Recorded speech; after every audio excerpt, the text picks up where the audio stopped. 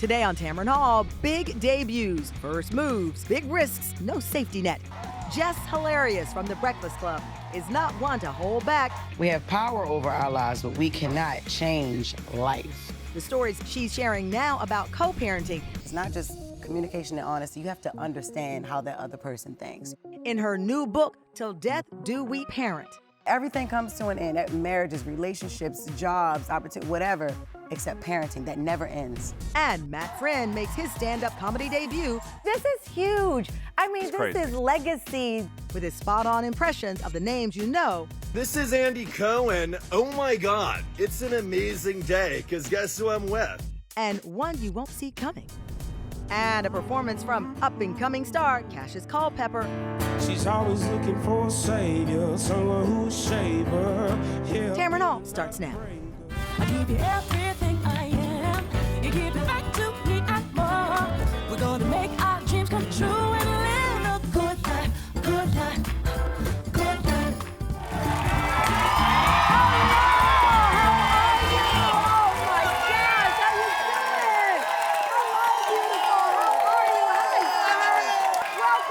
Welcome to the show. Got a big show for you today. Hello. Double hug. How are you? Hey, beautiful. I see you. Welcome. Welcome to the show today. I'm excited. Thank you for joining wherever you are. Hello, Tamron. How you doing? I'm so excited for today's show because this show is packed with people who have something to, not that every show doesn't have, but there are just some people I believe are born to talk. And our first guest has a very unique gift is how I would put it. From viral videos to sold out stages to the Breakfast Club. Our first guest, Jess Hilarious, has built a career on keeping it real. I was saying it's so fascinating because Jess has built her career on keeping it real, which sounds like it would be an easy thing to do. But in this TV world, in this media landscape, it is hard to stand on who you are and not move. I think it's perhaps because she's from Baltimore. I'm gonna tell you. The Baltimore native is showing us the woman and the mother behind who she is. She's got a new book. It is brilliant. It's called Till Death Do We Parent. I know the title alone, it's about the messy, funny, and beautiful journey of co-parenting with her ex, Rome. She's telling her truth about how they built a different kind of family. I think it is so timely to do this because I've shared that for a long time, I was afraid to get married. My parents divorced, and I thought, wow, at the very minimum, you gotta know this person for 18 years. And if you don't stay under the same roof, how do you co-parent? It's a very real conversation, and Jeff and Rome's journey has been so successful, they've even, as I said, turned it into a book, and they're out pitching it together. Take a look. I met him later on in life at 17. We got together, we had a baby, we broke up, became best friends. I think that's probably the biggest factor in co-parenting with you. You got so many different things while co-parenting can go so wrong or so bad, and it doesn't have to be hard. Isn't that interesting? It doesn't have to be hard.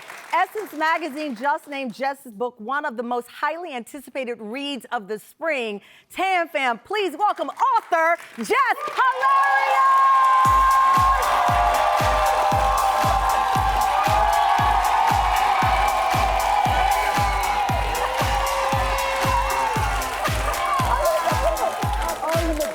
Oh, congratulations. Great job.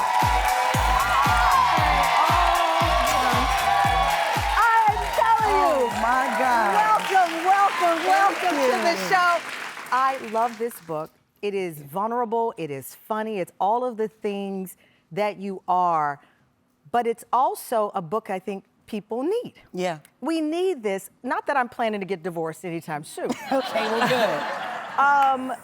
You first started to examine this when, this conversation of bringing it public when?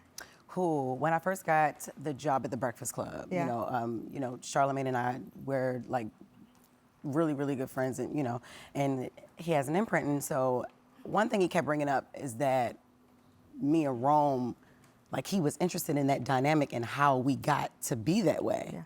And I was like, well, it wasn't all rainbows and sunshine, you know what I mean? It took a while, you know what I mean? When you say it took a while, how long?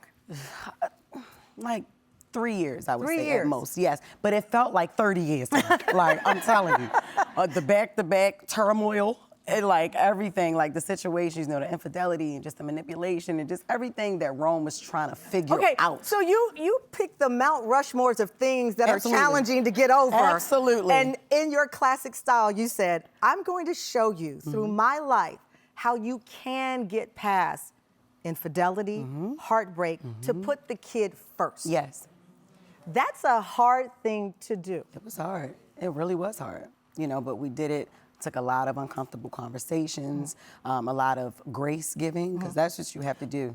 What was the moment that you realized, okay, we have to put our past in our past and put Ashton in our future? Well, I know I changed my mindset first. Like, you know what, this How is did not you the change guy. what was the moment when you changed your mindset, Jess?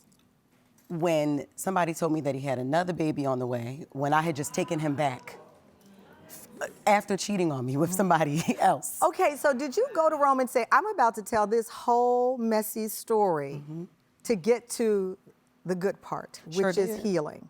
What did he say? Well, I'm gonna tell mine after you.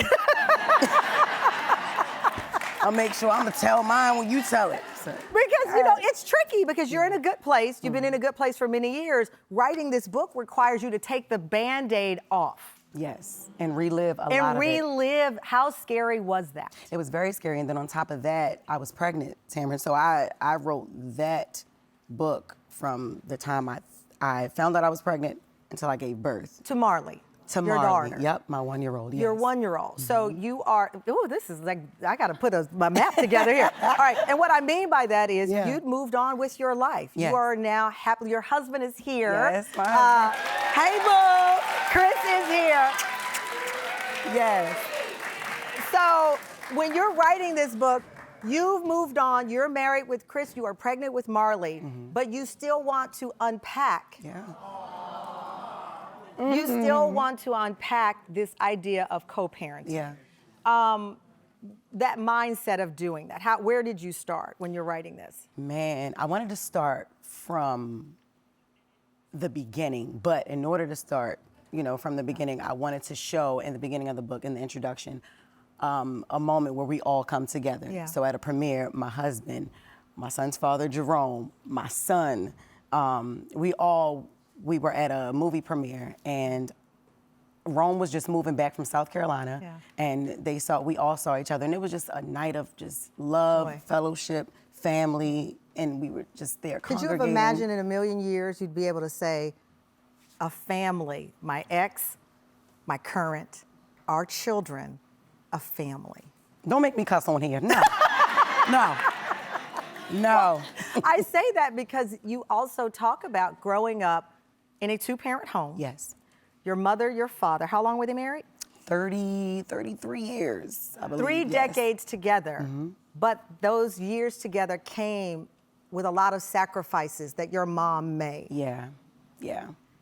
It was a lot of, infidelity on my dad's part. And when I found out that the marriage wasn't so sweet between my mom and my dad, that affected me. Yeah. And I was like, dang, because he's always been a great, phenomenal dad, but just not a great husband, to my mom. And that broke my heart, even as an adult, because me and my father are best friends. You're best friends. Yeah. So you realize what I think a lot of people realize, that what you see is not always real. Yeah. And so you grow up, you have Ashton, the relationship doesn't work out. Yeah.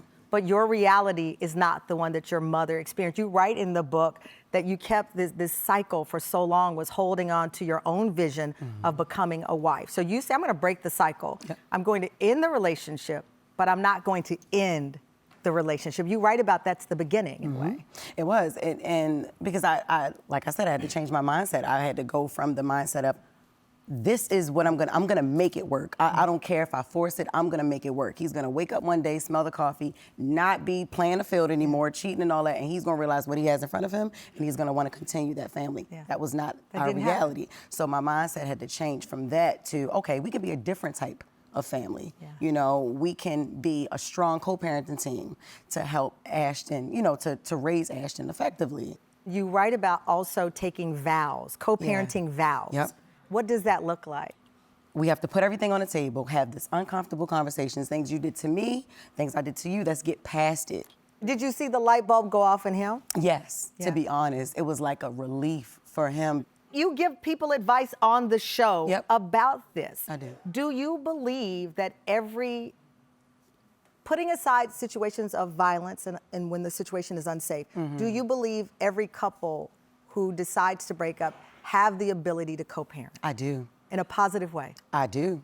It's gonna take a lot of time, but there is nothing, it's just communication, honesty, and honestly, I said it, you know, in a funny way, but seriously, like you have to move on. You believe all couples have this ability to co-parent and move forward, but the reality of the relationship being over is one that has to be upfront and first. Yes, absolutely. That's the boundaries. Yeah.